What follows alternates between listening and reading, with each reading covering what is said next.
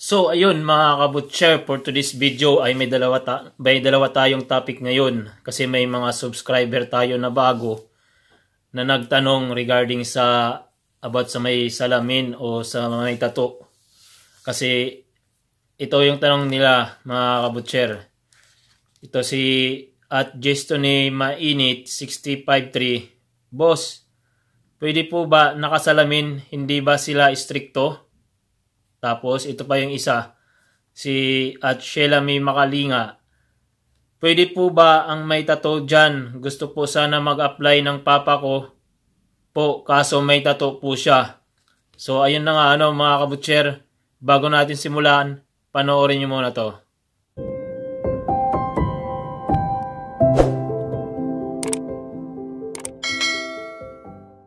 So, ayun na nga mga kabutcher. Yung topic nga natin ngayon na kasi may mga subscriber tayo na nagtanong na at ito yung tanong nila yan. At Jestony Mainit 653, boss, pwede po ba nakasalamin? Hindi ba sila istrikto? Tapos yung isa, yan.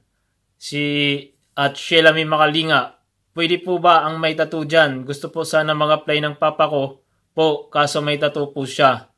So ayun na nga mga kabutcher. Unahin muna natin to kay Jestony Mainit. Yung sabi niya kasi, boss, pwede po ba nakasalamin? Hindi ba sila istrikto? So, yun mga kabutcher. Para to sa mga nag-aalanganin dyan, sa mga aplikant sa Pilipinas, lalong-lalo na yung mga may nakasalamin at sa may mga tattoo. So, pag-uusapan po natin yung mga nakasalamin. Pwede po yan mga kabutcher. Pwede ka nakasalamin kasi dito sa mga katrabaho ko, may mga dumating din sila, mga butcher natin. Mayroon sa slaughter na assign. Tapos may kasamahan ko sa boning hall. May mga salamin po sila nung pumasok sila dito. At saka nung dineploy sila sa Pilipinas. Wag na wag po kayo mapanghihinaan guys, mag-apply kahit nakasalamin at nakatato kayo. Kasi dito sa UK, yung may mga ganyan na kaso hindi naman sila kahigpitan yan. Ang Pilipinas lang naman ang mahigpit sa mga ganyan. Dito sa UK, maliban na lang kung kaso ka talaga ng mga krimen, lalong-lalo na yung mga halimbawa, may mga record ka sa ibang bansa, talagang hindi ka matatanggap niyan, lalo na pag mag-apply ka na sa visa. Pag mag-apply ka na ng visa kasi makikita nila kung may record ka talaga. Yung mga ganyang kaso. Kaya, yung mga nandyan sa Pilipinas, huwag kayong panghinaan ng loob. Pwede po kayo mag-apply. Kahit nakasalamin kayo o kahit may tattoo kayo. Kasi, basta pasok kayo sa requirements ng UK, guys, pwede kayo. Unang-una, yung experience. Yung experience, guys, kailangan pasok kayo. O, lalong-lalo na kung, halimbawa, years na ang experience mo. Sabihin natin, 3 years above, 2 years above. Pasok ka na po niyan. Kasi, hindi ko sure kung pwede na sa year or months kasi parang naririnig ko na parang binago na ng mga agency yung experience na 7 months above. Tapos may insito ka na pwede ka na mag-apply pa UK. Hindi ako sure mga kabutcher kung pwede ka na mag-apply ng papuntang UK. Pero mas maganda guys yung taon na rin kasi baka mamaya in-update na ng agency, hindi ka nila i-entertain pag yung experience mo as butcher dyan sa Pilipinas na mababa pa. Halimbawa, 1 year below. Unlike last year, kasi may mga kasama na ako dito, yung experience lang nila ay 7 months, tapos may insito sila. Pasok, nandito sila. Na swertihan sila. Kaya, kung ang experience mo ay taon na, guys, pwede po kayo kahit nakasalamin kayo. Hindi naman yan inaano dito ng employer Basta pasok kayo sa requirements. Lalong-lalo na sa yung sa experience. Yung pangalawa, tapos alam ko yung pinaprioritize nila ay Lalong-lalo na kung may ano ka na IELTS. Tapos yun, yung mga basic na requirements in BI, tapos live birth, marriage contract kung marriage ka na. Yun. Tapos tips pala sa mga mag-a-apply dyan. Halimbawa, magsisimula ka pa lang mag-apply kung wala ka pang idea, kasi may mga subscriber din ako na nagtatanong kung paano. Kung dun dyan sa mga trabaho nyo ay wala pa kayong video, kumuha kayo ng video guys, 3 minutes above. Kung halimbawa nagdidibon ka, tapos meat cutting o kahit sa slaughter ka. Pero make sure guys na bago ka magsimula, mag-introduce ka muna. Pagkatapos mag-introduce, still. Tapos saka ka kumuha ng video. Kasi kailangan mo yan guys. Mga kabutcher, kailangan mo yan, yung video na yan. So yun, sa IELTS naman guys, kung napanghihinaan po kayo na halimbawa hindi kayo nahihirapan kayo, review lang kayo guys. Tapos ako nag-review ako sa YouTube lang nung nag-aral ako ng center sa IELTS Sebas, nung wala pang pandemic yun nag-aral ako siguro mga ilang days lang, tapos nagka-pandemic, wala na kaming klase, online na lang ang ginawa ko, YouTube na lang ako.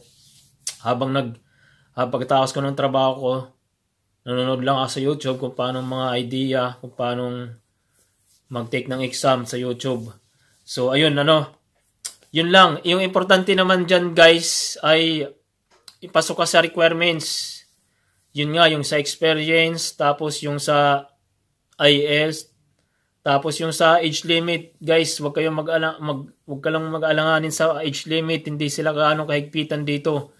Basta na kayang-kaya mo pa magtrabaho, na dedicated ka sa trabaho, na ipapakita mo sa employer, halimbawa kung sa interview or kahit sa trade test man yan, pasok ka guys. Basta hindi wag mong isipin na hindi ka tatanggapin kasi may eyeglass ka o may tattoo ka. Wag, ituloy mo lang ang pangarap mo, kayang-kaya mo yan. Kasi sa Pilipinas lang naman ang mga mahigpit na ganun Pero dito sa Yoki guys, hindi gaanong kahigpitan.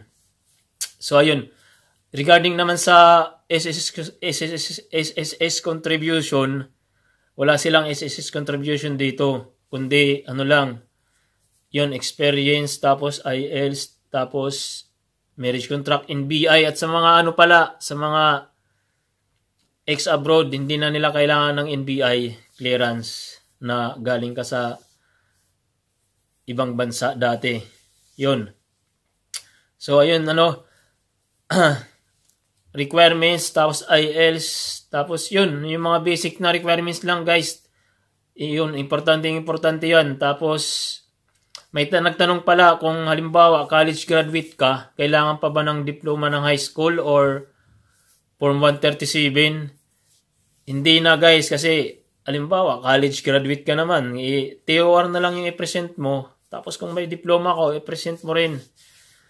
So, ayun. Pero dito sa UK, guys, hindi naman nila talaga gaanong hinahanap yung ganon, yung diploma o TOR. Pero sa agency ko hinahanap. Pero sa 21st, hinahanap nila yung, alam ko yung TOR. Ay, hindi nila hinahanap yung TOR kung nakatapos ka man sa pag-aaral o Hindi, kasi yung tropa ka doon na doon yung agency nila So ayun guys, sa may tattoo naman, yung comment ni tanong ni Sheila May Makalinga, pwede po ba ang may tattoo dyan? Gusto po sana mag-apply ng papa ko po, kaso may tattoo po siya. Ayun, pwede po guys. Huwag kayong matatakot kahit may tattoo ka na. Dito sa mga katrabaho ko, may mga dumating, may mga tattoo na sila, mga galing ex-abroad. Tapos yung iba naman dito na nagpapatato. Wag po kayong mag-aalangan, guys. Kahit may tattoo ka man o may salamin ka dyan. Ito ay para lang to sa mga may mga tattoo dyan na nag-aalangan mag-apply. Mag-apply kayo, guys. Tuloy-tuloy lang ang pag-apply. 3 agency po dyan ang mga applyan. Ay Venture Management, FMW ay 21st. Kayo na po bahala dyan magabang sa mga pinopost nila. Kung hiring pa ulit sa mga mga kanya-kanya nilang employer. Yun. Kahit may tattoo ka, kayo guys ay pwede po kayo. Kasi yun na nga yung sinabi ko kanina, basta pasok po kayo sa requirements, ay huwag kayong mag-alangan mag-apply, lalong-lalo na yung experience. Pag yung ang experience naman ay pasok na, pag lalo na pagtaon na. Kasi yun nga, yung magbabase na lang din naman yun sa sa interview or sa video na ipapakita nyo, i-present. Kasi sa akin, sa Venture guys, ay may interview kami. Tapos, interview employer. Sa naman guys, sa 21st, video lang ipapakita nyo. 3 minutes above, kailangan may video kayong i-present, meat cutting or deboning o kahit sa evisceration kayo sa slaughter. Tapos make sure guys na mag-introduce kayo, tapos yung current na trabaho nyo, sasabihin nyo itong edad. Tapos yun, still kayo, saka kayo mag-perform ng gagawin nyo. Tapos sa din naman, sa FMW, ganun din ata. Video lang din ata yung nila doon, i-present. Wala silang employer. Kasi may tropa rin ako dyan nakapasa, video lang din eh. Lalong-lalo na kung may IELTS ka, ipa-priority ka talaga nila. So guys, yun lang, yung topic natin ngayon, basic lang at simple lang. Sana nakatulong tong video na to sa mga nagtanong sa akin, at salamat sa mga nagsuporta at mga bagong subscriber ko dyan. At kung may mga katanungan kayo guys, comment below lang po kayo dyan at masasagot po natin yan kung may idea tayo dyan. So hanggang dito na lang tayo guys. At syempre kung bago po kayo sa channel ko, huwag niyong kakalimutan i-subscribe and click the bell all icon na rin para update po kayo sa mga video na aking i-upload. Okay guys, see you na may next video. Bye bye.